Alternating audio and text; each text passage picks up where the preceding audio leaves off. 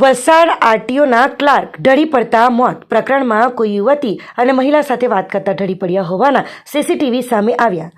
વલસાડના તિથલ રોડ ઉપર આવેલી સરકારી વસાહતમાં રહેતા અને વલસાડ આરટીઓ કચેરીમાં ક્લાર્ક જીમિત કુમાર ગિરીશભાઈ રાવલ તિથલ રોડ ઉપર ચાલવા નીકળ્યા હતા. તિથલ રોડ ઉપર આવેલા લોહાણા સમાજ હોલ પાસે આવતા રસ્તા ઉપર ઢળી પડ્યા હતા.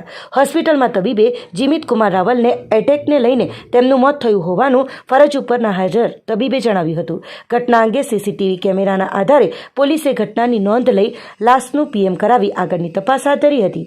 તે કેસમાં ઘટના સ્થળ પાસે પરિવારના સભ્યો અને જીમિત રાવલના મિત્રોએ તપાસ હાથ ધરતા 3 ફેબ્રુઆરીની સવારે 7:50 જીમિત રાવલ એક અજાણી યુવતી અને મહિલા સાથે વાત કરતા સીસીટીવીમાં કેદ થયા હતા. બંને વચ્ચેની 10 મિનિટની વાતચીત દરમિયાન ઉગ્ર બોલાચાલી પણ થઈ હતી.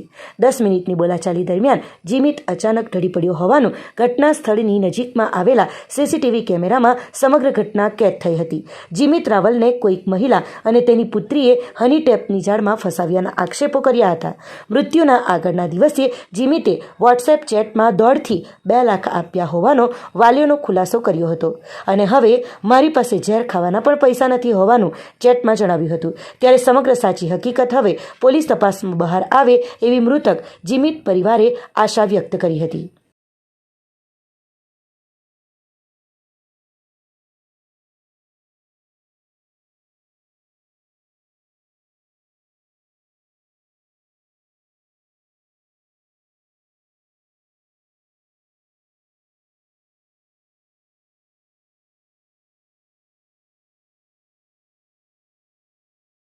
આપણી સંકલ્પ ન્યૂઝ ચેનલને સબસ્ક્રાઇબ અને લાઇક કરો. બેલ આઇકન દબાવો જેથી આવનાર ન્યૂઝ અપડેટ્સની નોટિફિકેશન આપના મોબાઈલ પર સૌથી પહેલા પહોંચે. Like, subscribe and share the video.